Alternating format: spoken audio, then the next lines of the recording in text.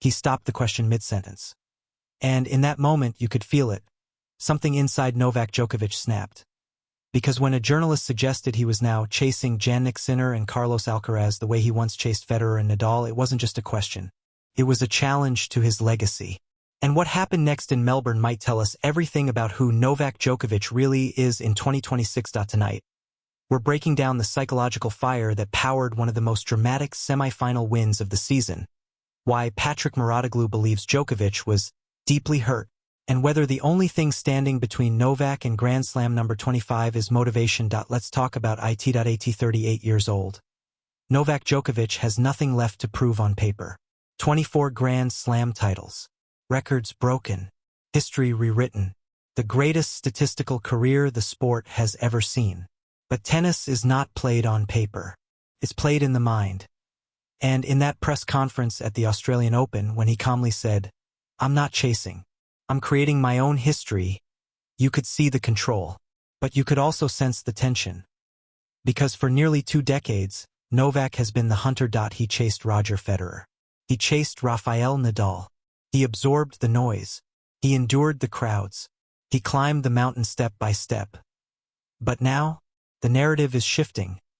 Now it's about Carlos Alcaraz. Now it's about Jannik Sinner. Now it's about the next generation. And someone dared to frame Novak as the one running behind them. That question may sound harmless to some fans. But to an athlete built on obsession, pride, and competitive fury, that's personal. Patrick Mouratoglou believes that moment changed everything. In his LinkedIn post, he argued that Djokovic's 5-set victory over Sinner wasn't just about tennis. It was about ego. It was about identity. It was about a champion refusing to be repositioned in history. And honestly, I think he might be right. Because look at that semi-final. Was Novak playing his absolute best tennis for 5 straight sets? No. Was he physically fresher than Sinner? Probably not. But on the biggest points, in the tightest moments, when the match tilted on a knife's edge, Novak Djokovic became Novak Djokovic again. That cold stare. That elastic defense. That ability to stretch one more rally. That refusal to blink. That wasn't coincidence. That was response. When you tell a lion he's no longer the king, don't be surprised when he reminds you exactly who he is. But here's where the story gets deeper.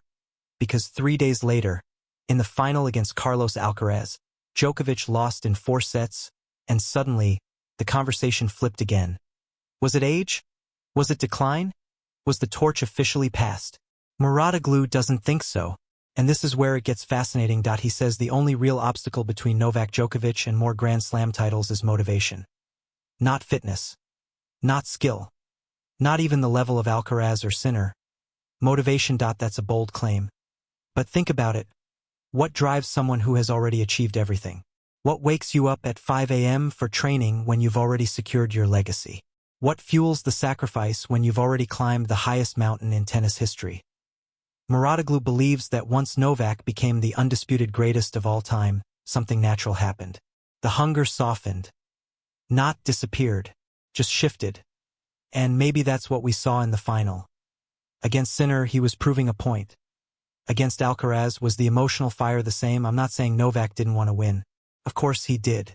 But there's a difference between wanting and needing. When he was chasing Federer and Nadal, he needed those titles. Now, does he need number 25? That's the real question.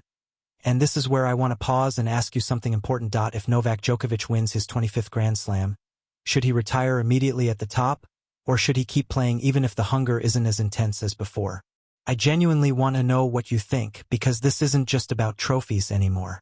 It's about legacy decisions. Back to Melbourne. That semi-final against Sinner was more than a match. It was a statement, because Sinner represents the future. Calm, powerful, clinical, and increasingly fearless. Many believe this was the moment the next generation would officially shut the door. But Novak slammed it back open. Not with overwhelming dominance, but with resilience, and resilience is a mental weapon, Mouratoglou said. When you touch Novak's ego, something wakes up. That line stuck with me. Because ego in sports is often misunderstood. People hear ego and think arrogance. But in elite competition, ego is identity. It's the internal belief that you are the best. It's the refusal to accept decline. When that ego is challenged, especially publicly, it can ignite something primal. We've seen this before. Every time the tennis world has written Novak off, he responds. After injuries, after controversies, after being doubted. He responds. So maybe that journalist unknowingly pressed the most dangerous button in tennis. But here's the twist. Can Novak manufacture that feeling? Because you can't rely on press conference drama every tournament. You can't wait for someone to question you to find your edge. AT38. Recovery is harder. Mouratoglou admitted that. Novak doesn't bounce back the way he did at 28. That's biology. That's reality. But he's still fit, still disciplined, still tactically brilliant. So the equation becomes simple. If the motivation is there, he can beat anyone. If it dips, even slightly, Alcaraz and Sinner will take advantage. And let's be honest. Carlos Alcaraz in that final looked like a man who believes it's his era. There was no fear. That's significant.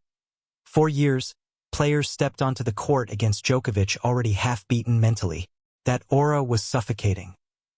Now, the new generation respects him, but they don't fear him the same way. And that changes dynamics. But I'm not ready to declare the era over. Because if the Australian Open showed us anything, it's that Novak Djokovic is still capable of reaching the last rounds and competing at the highest level. The bigger issue isn't physical decline. It's internal fire. And sometimes, the most dangerous version of Novak isn't the one playing perfect tennis. It's the one who feels disrespected. The one who feels doubted. The one who feels hurt deeply. Let that sink in. A 24-time Grand Slam champion, still emotionally affected by how he's perceived. That's not weakness. That's humanity. And it might also be his greatest weapon. Because as long as he cares, as long as something can still sting, he's still dangerous. Now imagine this scenario. What if another question like that comes at Roland Garros? What if someone suggests he's officially behind Alcaraz and Sinner? Do we see another response? Or does the emotional energy required to respond become too exhausting over time? This is the tightrope Novak is walking in 2026. He's no longer chasing history. He is history.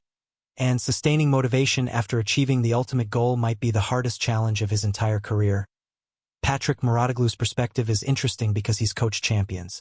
He understands the psychology of greatness.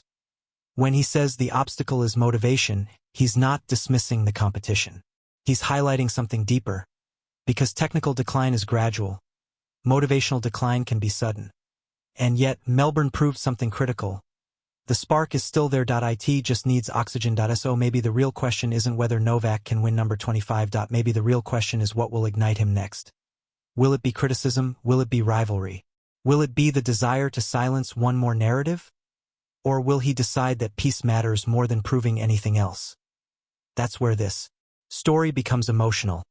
Because we're watching the final chapters of one of the greatest careers in sports history, and every chapter now feels amplified. Every loss triggers retirement rumors. Every win triggers GOAT debates. It's exhausting just watching it. Imagine living it. When he said, "I'm not chasing. I'm creating my own history." That wasn't just defiance. That was perspective. He's not running behind anyone. He's running alongside his own legacy. And maybe that's enough.